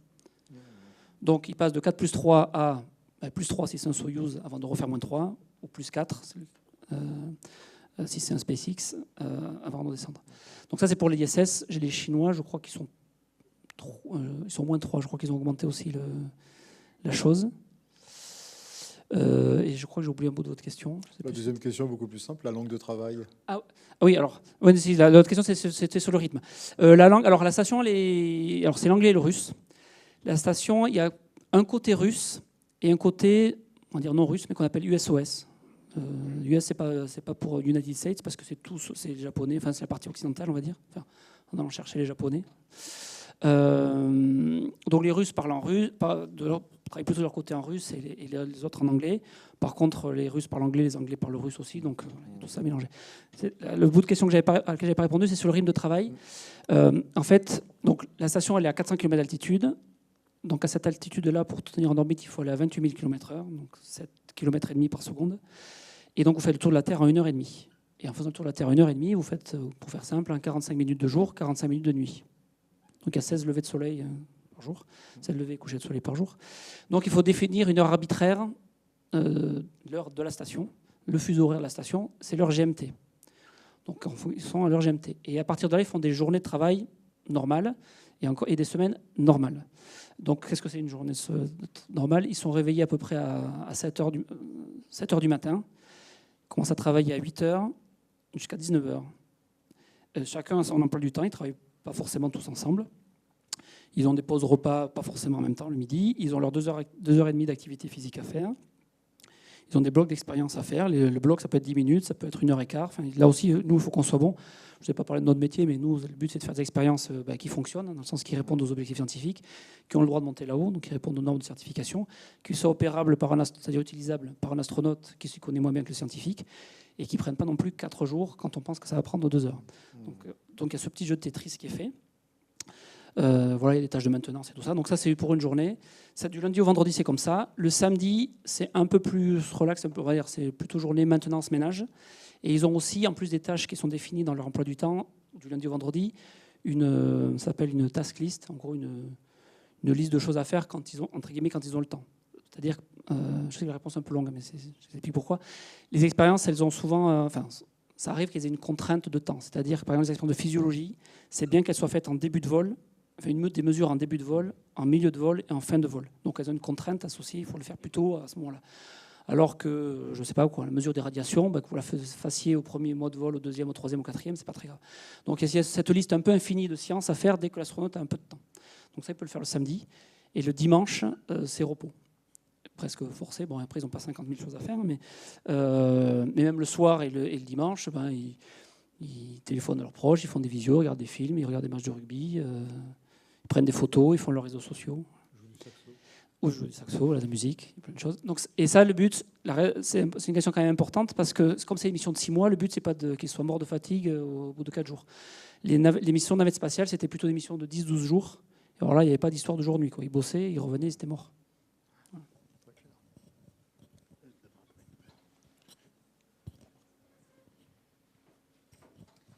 J'ai une autre question. Justement, très concrètement, votre travail au CNES, vous faites essentiellement quoi en fait, vous? Je fais surtout des réunions. Moi. Non, ben, c'est le côté chef d'orchestre hein, qu'on disait tout à l'heure. Donc moi, je suis responsable de l'équipe qui justement est au contact des chercheurs pour concevoir des expériences en micropesanteur. Donc oui, je pourrais faire la réponse que c'est beaucoup de mails, de réunions, de visio, etc. Mais c'est surtout, moi, je trouve enrichissant, c'est qu'on est au contact de plein de laboratoires scientifiques différents. Je parlais de l'Institut Pasteur, on va être un coup avec des spécialistes du sommeil, des spécialistes des plasmas, des machins, et leur dire, bon, donc notre but, c'est de comprendre ce qu'ils veulent. On n'est pas aussi bon qu'eux parce qu'on n'est pas des chercheurs, on ne connaît pas aussi bien la science de chacun d'entre eux, mais on arrive à peu près à comprendre ce qu'ils veulent faire. On va leur dire, ça tu peux faire, ça tu peux pas faire, ça même pas en rêve, ça on va réfléchir, c'est trouver des compromis. Ensuite, travailler avec un industriel pour arriver à mettre en musique, donc c'est soit concevoir du matériel à partir de rien, donc on fait des prototypes, soit adapter du matériel existant, typiquement le bandeau du sommeil, il s'achète chez Carrefour, mais on n'a pas le droit de le monter parce que la batterie elle n'est pas certifiée, elle chauffe trop, il y a tout à refaire.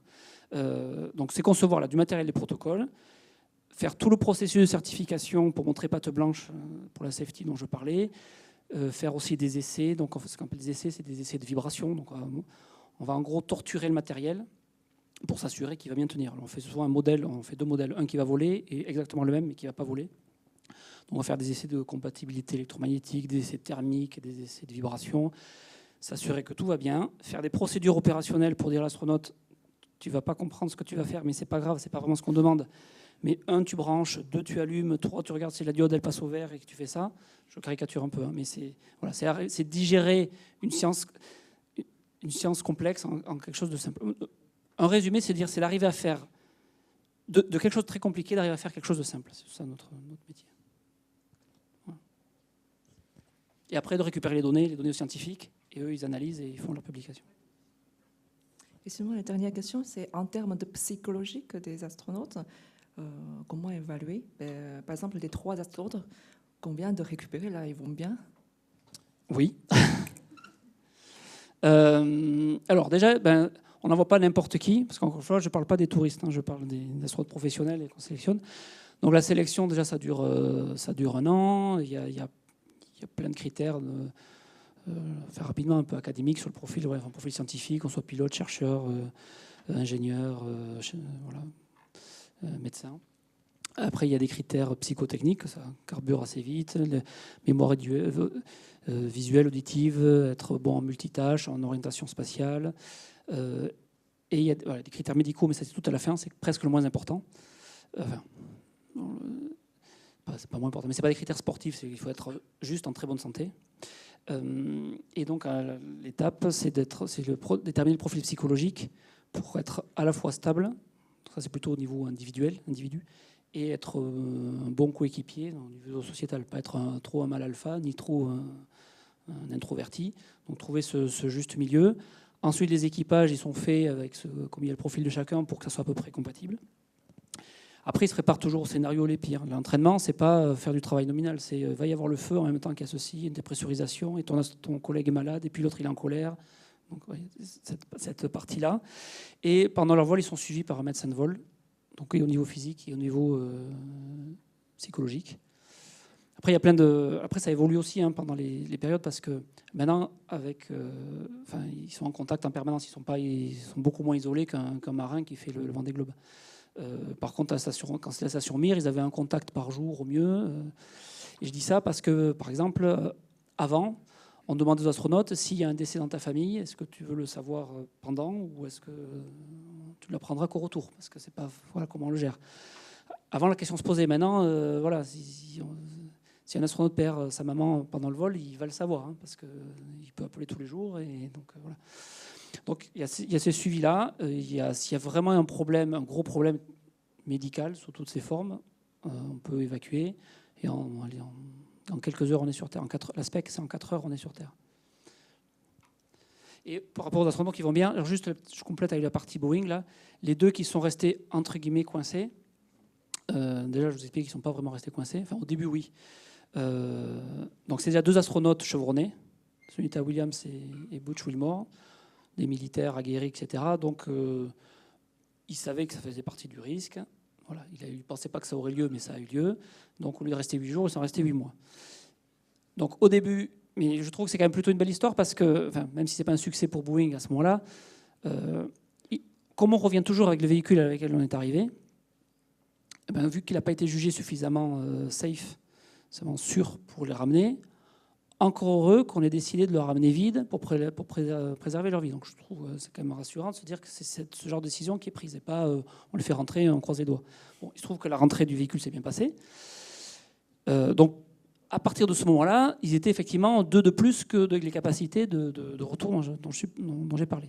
Donc ça, je crois que de mémoire, c'était en juin.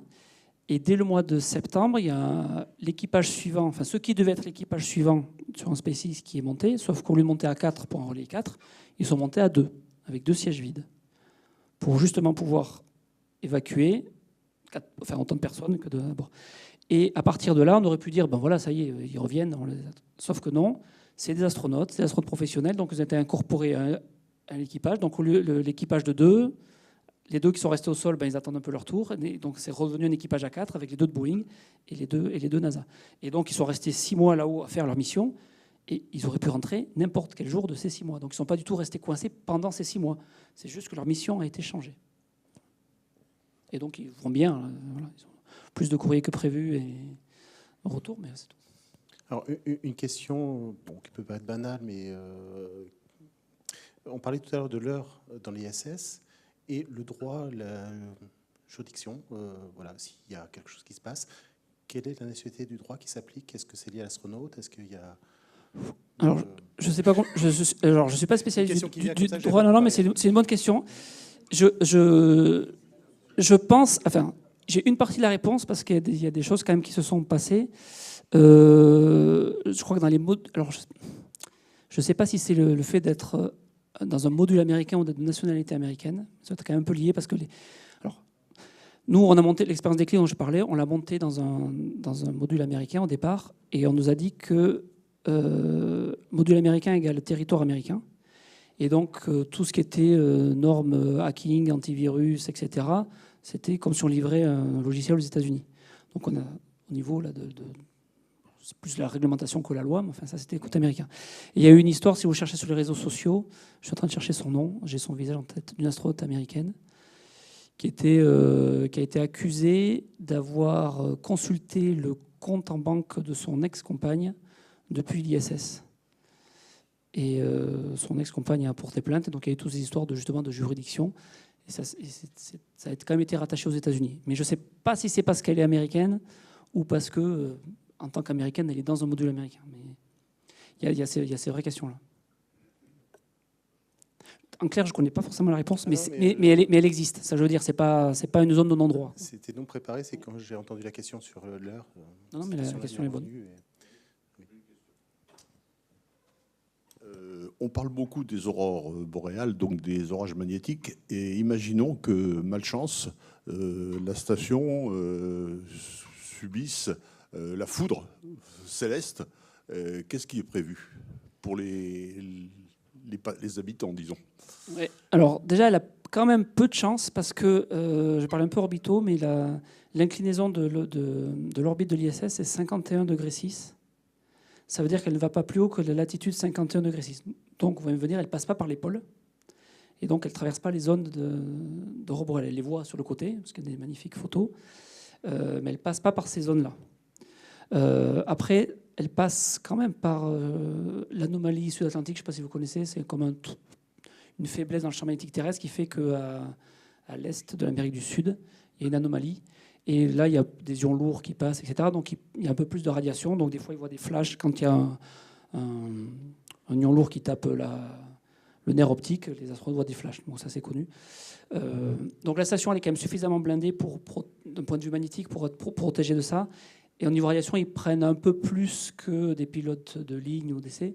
Donc il y a pas ça. Par contre, si il y avait un méga orage magnétique qui fait que ça va surtout endommager les systèmes électroniques de la station, etc., à ce moment-là, on va évacuer. Mais pour la santé, on ne peut pas faire grand-chose en prévention. Si vraiment il y a danger parce que la station est en danger ou parce qu'un astronaute aurait tout d'un coup eu un problème de santé à cause de ça, ben on l'évacuerait. Mais on ne peut pas faire plus que... Il y a pas... Donc si on évacue tout dans la station? Non. Dans la station. Enfin oui, alors pour ne pas l'abandonner, non, ce qu'il faut, c'est qu'on ait autant de place pour évacuer que de gens qu'il y a dedans. Mais s'il y a un méga problème, on l'évacue et il est vide. Hein. Ah ben, elle tourne toute seule. Ça, c'est la mécanique spatiale. Hein. Il y a vraiment besoin de faire. Pour l'anecdote, mais qui est réelle, c'est que là, en ce moment, il y a des ça va paraître ridicule, mais il y a des soucis de gestion de nourriture dans la station. Parce que il y a des lancements périodiques pour emmener de la nourriture. Les lancements, des fois, ils sont reportés pour raisons techniques ou météo, etc. Bon, là, il y a des scénarios qui disent que si... Alors, il y a plein de si, hein, mais si le lancement suivant et le suivant ne se passent pas comme prévu, il n'y aura pas assez de stock de nourriture à bord, et il faudra évacuer. Voilà. Je ne pense pas qu'on va en arriver là.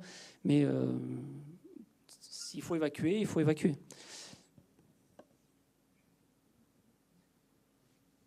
Et pour revenir au fait qu'elle tourne toute seule, alors encore une fois oui, parce qu'elle est soumise uniquement à la gravité, donc elle est en chute libre, permanente autour de la Terre. Le seul scénario qui n'est pas d'avenir, c'est que comme elle n'est pas strictement dans le vide, il y a toujours une petite atmosphère résiduelle, ça frotte un petit peu. Donc petit à petit, elle descend. Plus elle descend, plus elle frotte. Elle se retrouve dans une zone un peu plus dense. Donc plus elle descend vite. Donc régulièrement, elle est remontée. Il y a un petit boost qui est fait. On pousse dans le sens de la vitesse et ça la remonte. Voilà, donc s'il n'y a personne à bord, au bout d'un moment, voilà, mais ce n'est pas une histoire de jours ou de semaines, hein, c'est une question de mois. Voilà. Bien, on va atteindre 90 minutes. Un tour. On a fait une orbite. On va encore vous remercier infiniment d'avoir animé cette soirée-là. Merci encore. Merci d'avoir participé. Donc, en début de conférence, on a annoncé les prochains rendez-vous. Donc, j'ai plus grand-chose à dire. Si, moi, j'ai juste un truc à dire. J'ai mis sur la table, vous avez peut-être vu en rentrant, mais vous le verrez en sortant. J'ai mis des posters, différents posters, et des petites cartes postales, si vous voulez garder un souvenir ou offrir. Voilà. C'est pour vous. Voilà. Et donc, je vous dis à des prochains rendez-vous. Voilà. Très belle soirée à tous. Merci encore. Merci à vous.